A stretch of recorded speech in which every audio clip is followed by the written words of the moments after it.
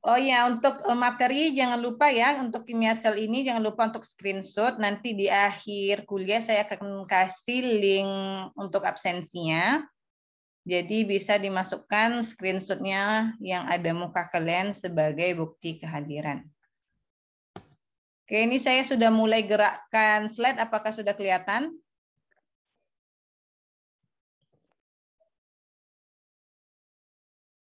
Untuk Sudah, Bu. gambaran sel, terkait sel, tentang satuan unit terkecil.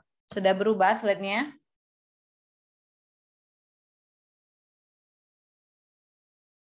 Belum, Bu. Sudah? Belum, Bu. Belum? Nah, ini sering bermasalah yang kayak gini. Saya keluar dari slideshow dulu. Bentar ya. Kayaknya memang nggak bisa diperbesar, jadi saya buat kecil aja deh. Bermasalah nih. Oke. Hari ini kita belajar mengenai kimia, segala reaksi kimia yang terjadi di dalam suatu sel untuk mendukung seluruh aktivitas metabolisme yang bisa mendukung pertumbuhan ataupun kehidupan dari suatu sel. Nah, di sini kalian bisa lihat apakah itu sel. Sel merupakan satuan unit terkecil makhluk hidup yang merupakan dasar penyusun dari bagian tubuh. Tergantung dari jenis selnya apa. Di sini terlihat contoh untuk sel prokariotik dan juga sel eukariotik. Nah, untuk mikrobiologi dasar ini, kebanyakan kita akan membahas mengenai sel prokariotik. Contohnya virus, bakteri, fungi, gitu ya.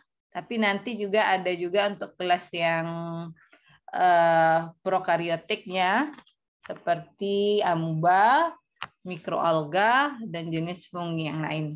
Oke, adapun teori yang perlu kita ketahui terkait prinsip dari sel ini ada 3. Pertama, semua makhluk hidup itu sudah pasti tersusun oleh sel. Tergantung apakah dia selnya itu satu, unisel, tunggal, atau dia lebih dari satu sel. Contohnya kita manusia. Di tubuh kita ada sel saraf, ada sel darah, ada sel-sel otot, sel-sel epitel.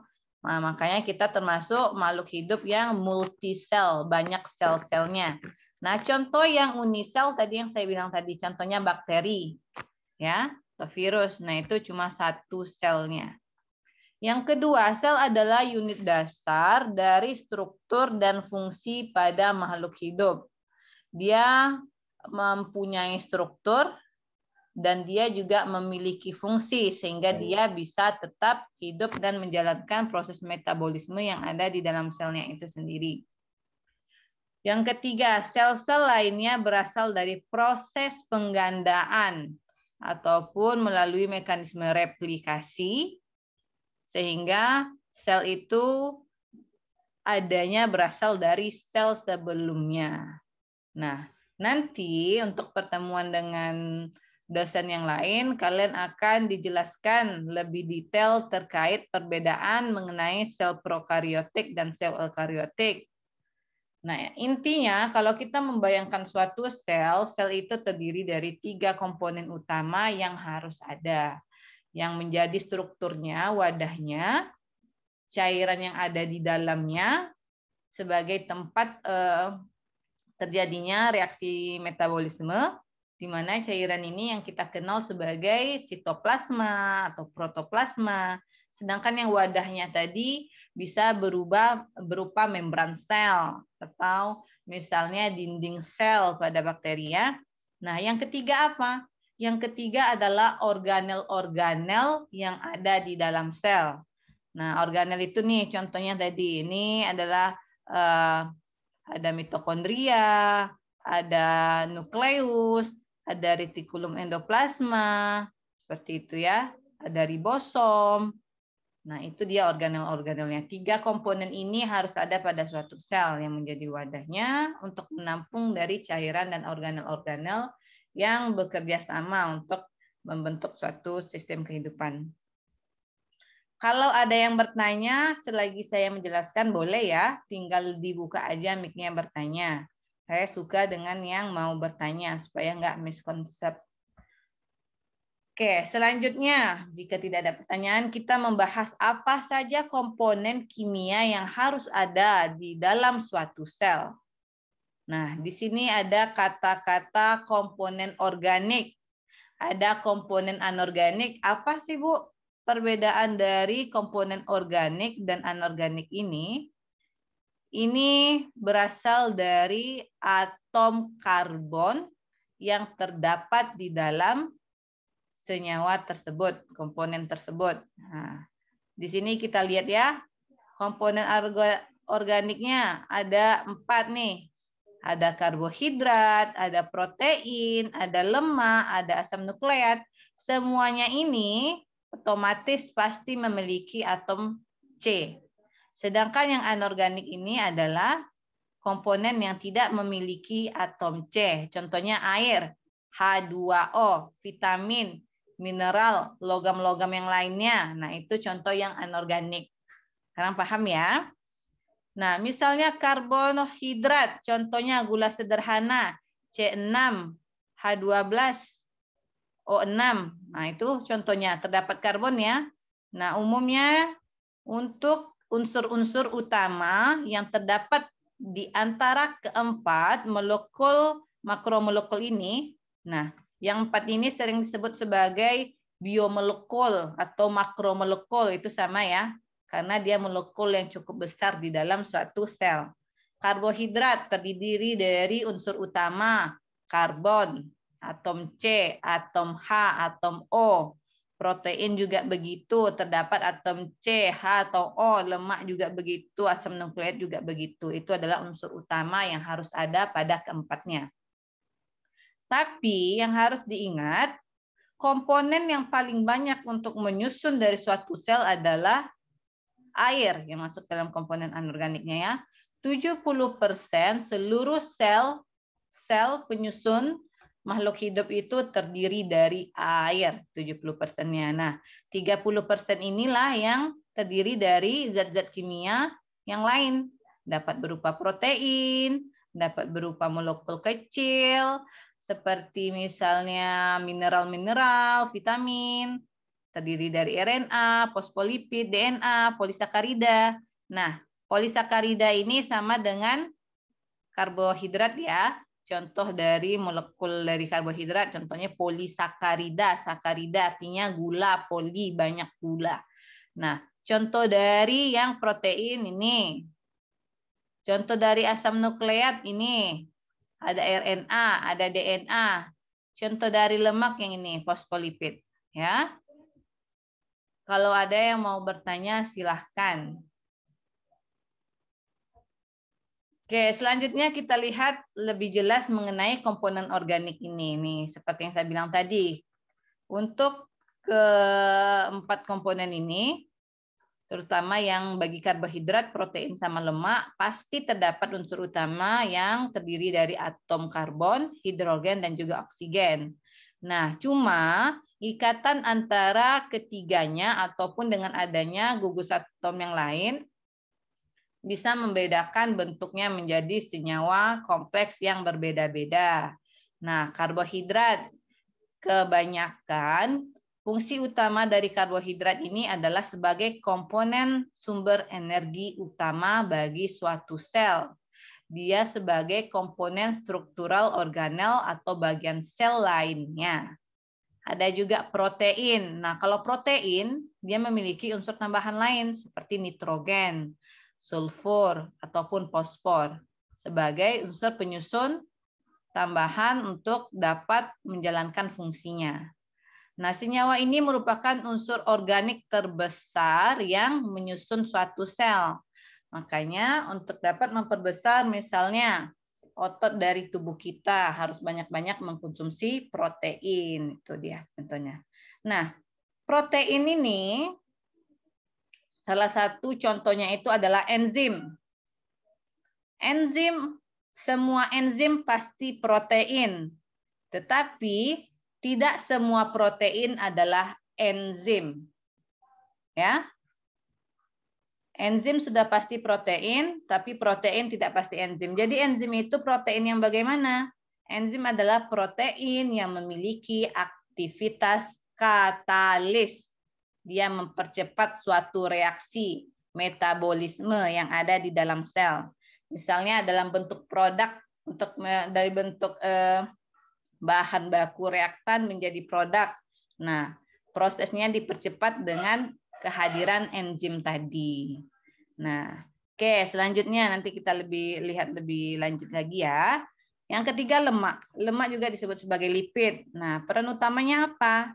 Kebanyakan dia juga sebagai komponen struktural dan juga dapat membentuk membran sel bersama protein, mengatur sirkulasi lemak ataupun hormon misalnya ya. Dan dia juga dapat sebagai sumber cadangan energi bagi suatu sel.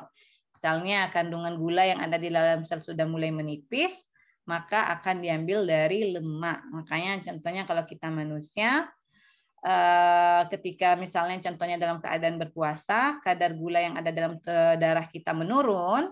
Nah, biasanya sel akan ketika kita mau beraktivitas membutuhkan energi. Energi ini diambil dari cadangan yang terdapat di lemak. Gitu ya. Selanjutnya kita lihat lebih dalam lagi mengenai contoh dari komponen yang anorganik. Apa ini? Nih, lihat tadi yang air. Memang dia banyak ada di dalam tubuh, 70%, karena dia akan sebagai media untuk tempat terjadinya reaksi-reaksi kimia melalui mekanisme metabolisme, sebagai pelarut, bisa juga berfungsi sebagai transport. Nah, juga terdapat garam-garam mineral yang mendukung proses terjadinya reaksi redoks ya, misalnya dengan adanya transport atau pengambilan elektron untuk mendukung proses metabolisme. Di dalam sel juga terdapat gas-gas seperti gas oksigen ataupun gas karbon dioksida. Contohnya misalnya di organisme tumbuhan. Di daunnya terdapat oksigen untuk mekanisme fotosintesis. Nah, terdapat karbon dioksida untuk mekanisme fotosintesis dan dia juga dapat menghasilkan oksigen sebagai produknya. Ya. Nah, sekarang kita beralih ke topik yang lebih dalam lagi, yaitu terkait metabolisme. Kenapa kita penting untuk membahas metabolisme? Suatu sel bisa tetap mempertahankan kehidupannya dan tetap bisa melakukan proses replikasi, harus ada energi. Ya. Nah, dalam proses metabolisme, sudah otomatis dia akan melibatkan kinerja enzim. Sudah otomatis dia akan melibatkan energi. Apakah energinya dihasilkan ataukah energinya digunakan? Nah, terkait konsep ini, kalian akan lebih paham lagi nantinya membedakan reaksi kimia yang terjadi secara anabolisme sama katabolisme. Ya, anabolisme sama juga disebut sebagai reaksi asimilasi atau pembentukan. Sedangkan katabolisme disebut juga sebagai reaksi disimilasi atau perombakan. Nah, kalau dia merombak, dia akan membebaskan energi, dia menghasilkan energi. Kalau dia membentuk, anabolisme, dia membutuhkan energi. Kita lihat contoh yang paling familiar yang selalu terjadi dalam kehidupan kita. Dari sejak kalian SMP ini sudah belajar tentang proses fotosintesis ataupun respirasi. Nah, kedua contoh ini merupakan bagian dari reaksi metabolisme yang terjadi secara anabolisme untuk yang reaksi fotosintesis ya. Sedangkan katabolisme itu contoh yang untuk reaksi respirasi. Kenapa dia disebut reaksi anabolisme? Karena reaksi kimianya menyebabkan pembentukan di mana senyawa molekul kecil akan membentuk senyawa molekul besar. Apa buktinya? Kita lihat di proses fotosintesis. Di sini terlihat bahwa proses fotosintesis reaktannya apa? Reaktan itu adalah bahan mentahnya apa? CO2 dan H2O. Ini ya. CO2 bersama H2O akan membentuk apa?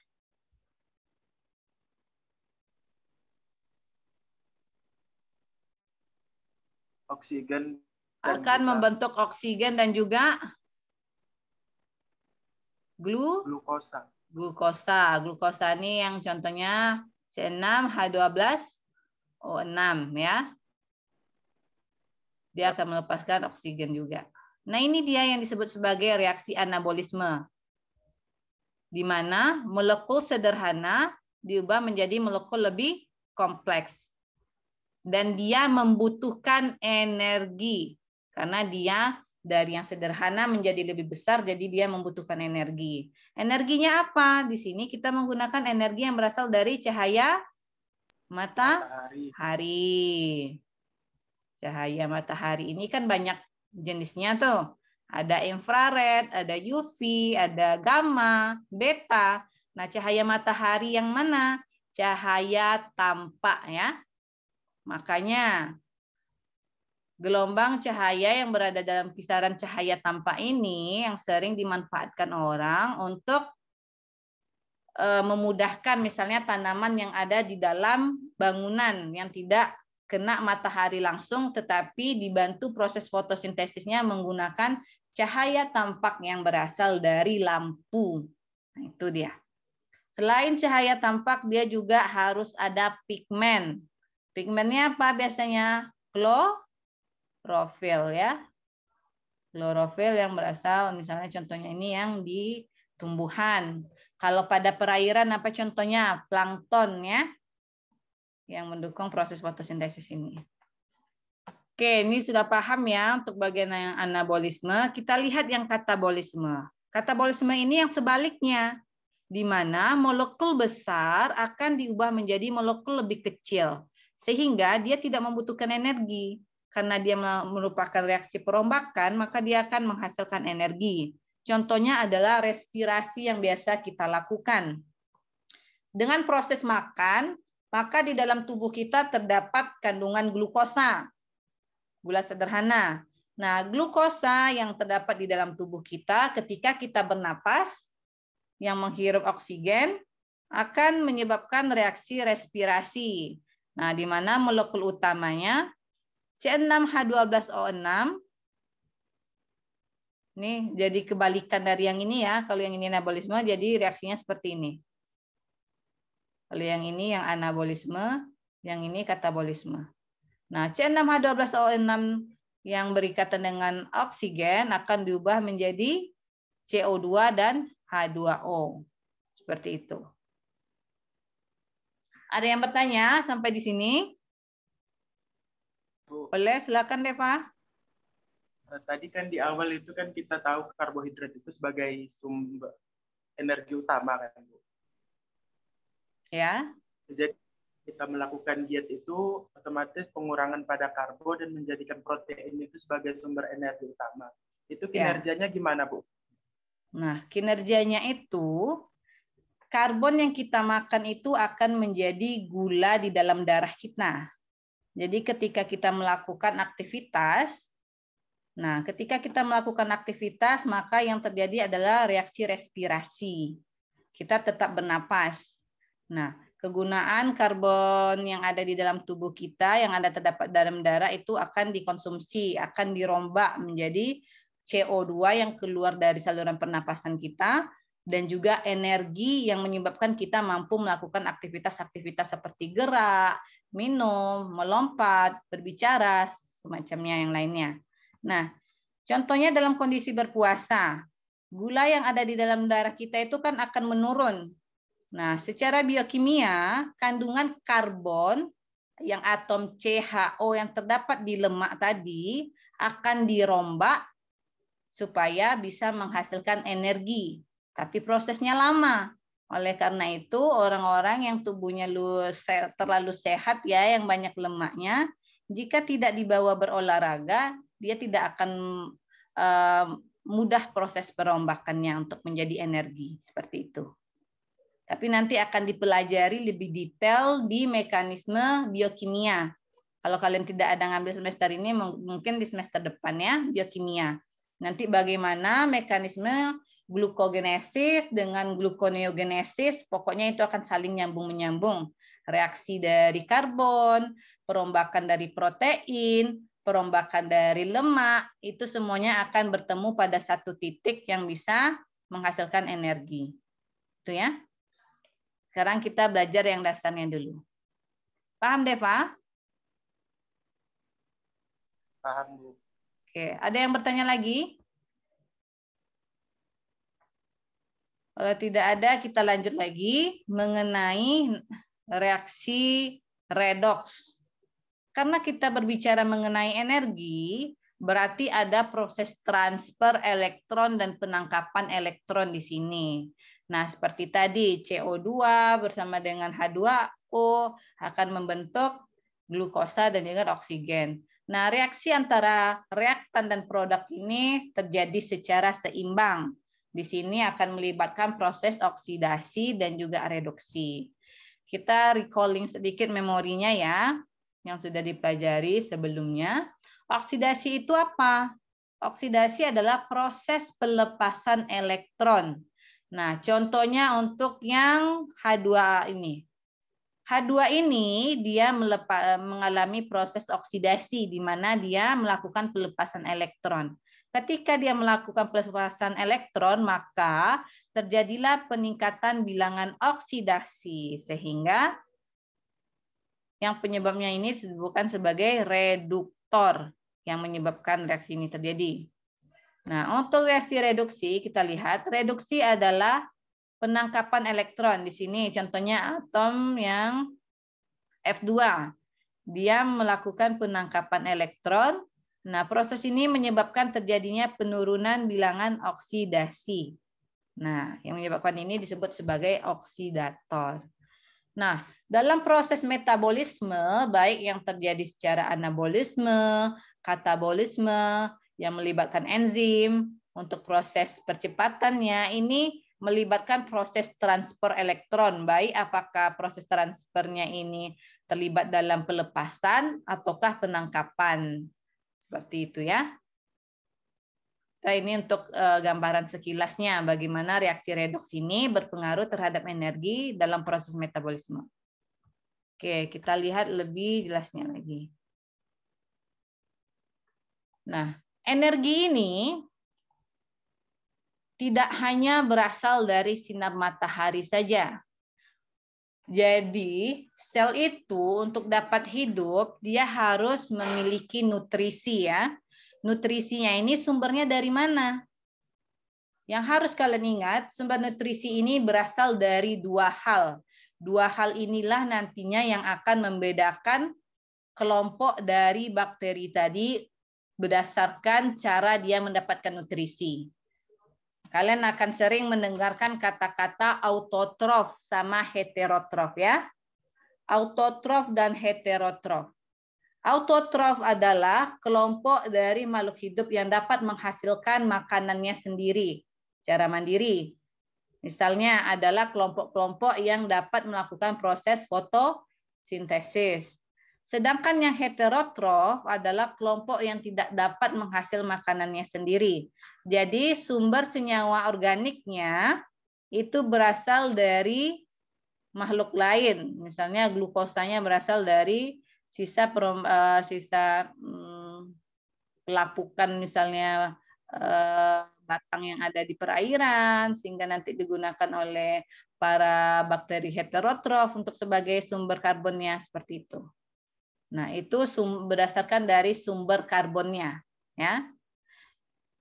Yang kedua adalah sumber energinya yang bisa kalian lihat di slide ini. Sumber energinya dari mana? Sumber energi itu bisa dari sinar matahari. Yang kedua bisa berdasarkan dari reaksi oksidasi senyawa kimia. Kalau dia energinya berasal dari matahari, maka kalian akan mendengarkan kata foto yang berasal dari cahaya. Jika berasal dari kimia, kalian akan mendengar kata-kata kemo. Sedangkan sumber karbon tadi apa? Ada autotrof dan juga heterotrof ya. Autotrof dan heterotrof. Nah, maka nantinya kalian akan mendengar ada kelompok bakteri yang masuk ke dalam fotoautotrof. Ada kelompok bakteri yang masuk ke dalam kemoautotrof.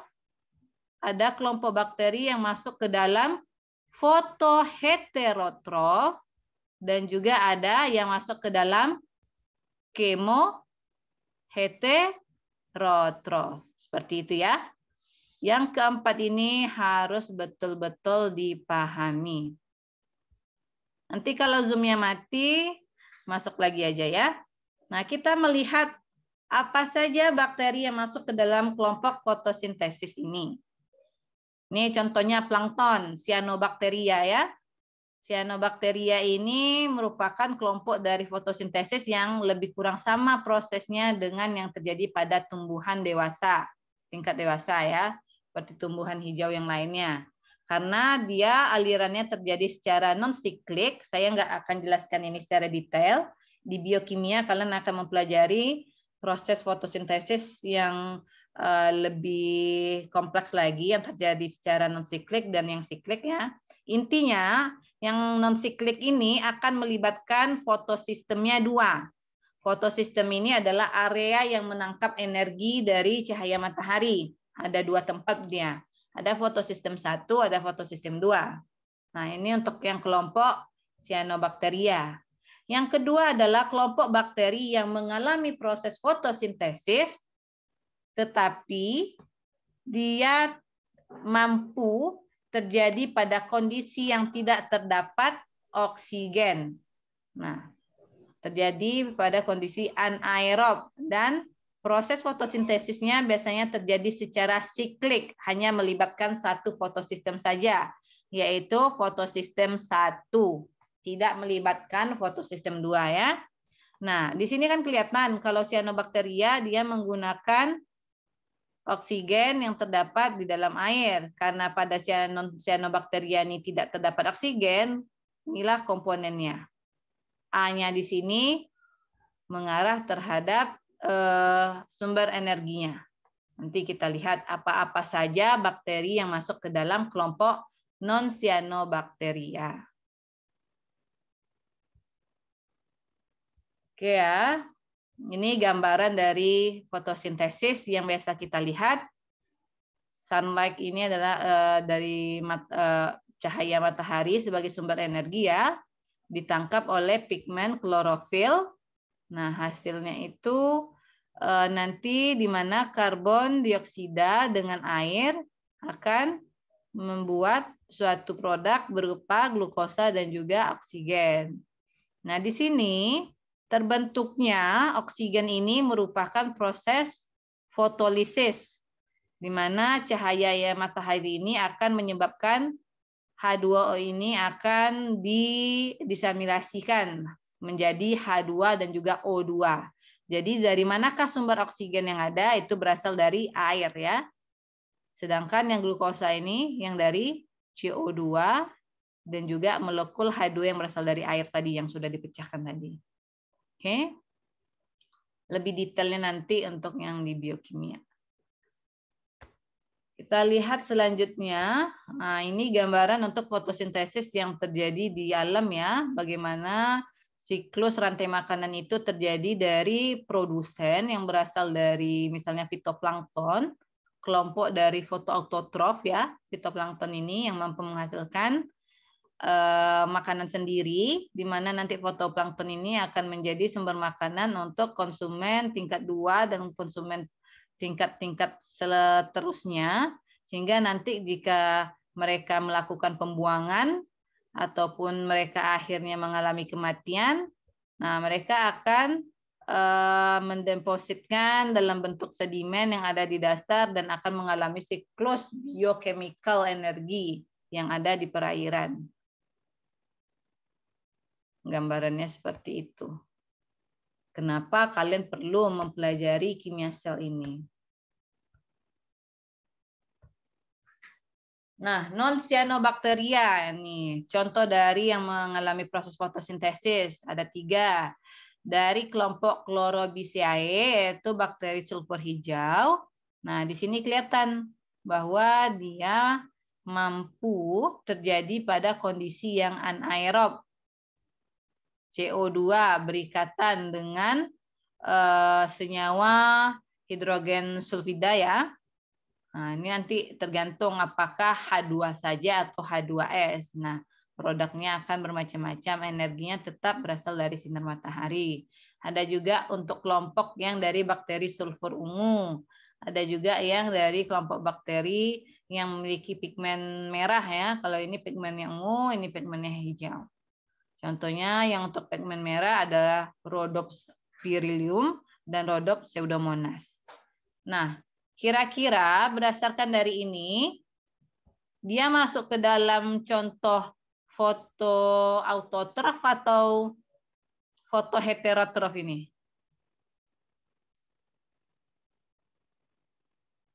Ada yang bisa jawab?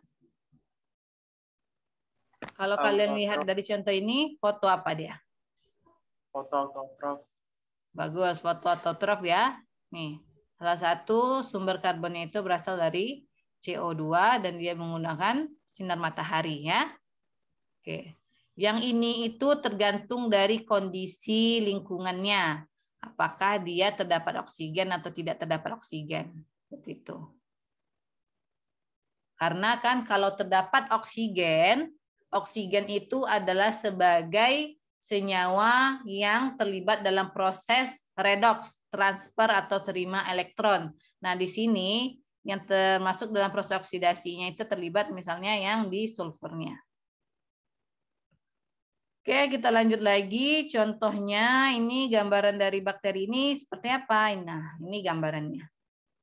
Ini yang contoh Chlorobiaceae yang masuk ke dalam bakteri sulfur hijau, Chromatiaceae, sulfur ungu, Rhodopsirillaceae yang memiliki pigmennya. Jadi semuanya ini mampu melakukan proses fotosintesis dan mereka masuk ke dalam kelompok yang fotoautotrof. Jadi nggak ada yang nggak tahu lagi yang masuk dalam kelompok ini. Nah, ini dia.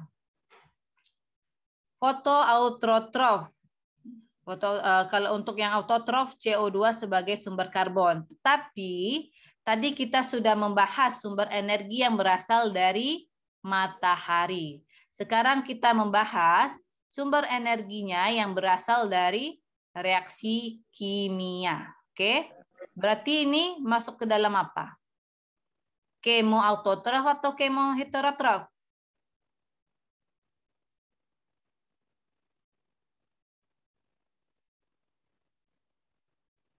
Lihat sumber karbonnya. Kemoautotrof.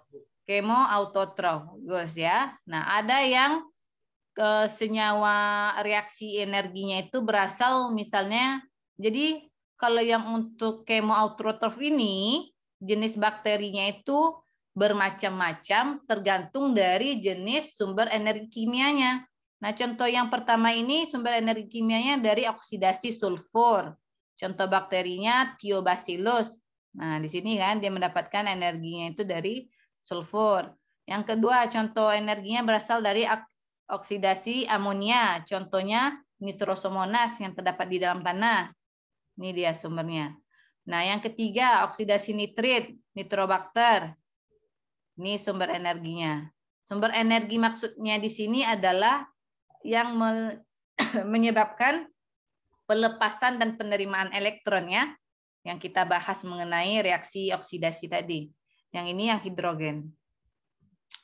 Oke, itu tinggal dipahami dan dihafal. Misalnya untuk sulfur apa contohnya, amonia apa contohnya, seperti itu. Nah, ini kesimpulannya ya. Untuk ini contoh yang untuk bakteri yang menggunakan energi kimia dari besi ya, siderokapsa. Nah, ini dia yang paling penting kalian pahami. Berarti sumber energi itu tadi berasal dari dua, dari energi dan juga dari sumber karbon ya, yang saya bilang tadi. Jadi kalau sumber karbonnya CO2, ada foto ini jika dia berasal dari cahaya matahari, kemo ini yang berasal dari kimia. Nah, jika senyawa organiknya, contohnya glukosanya berasal dari organisme lain, bukan dari CO2, berarti dia heterotrof. Dia tidak bisa menghasilkan makanannya sendiri. Nah, energinya tergantung apakah dia berasal dari cahaya matahari, ataukah dari senyawa organik, dari yang oksidasi, reaksi kimia yang lain. Nah, ini contohnya senyawa organiknya, reaksi kimianya. Ada yang dari H2, nitrat, nitrit, gitu ya. Ada yang bertanya nggak?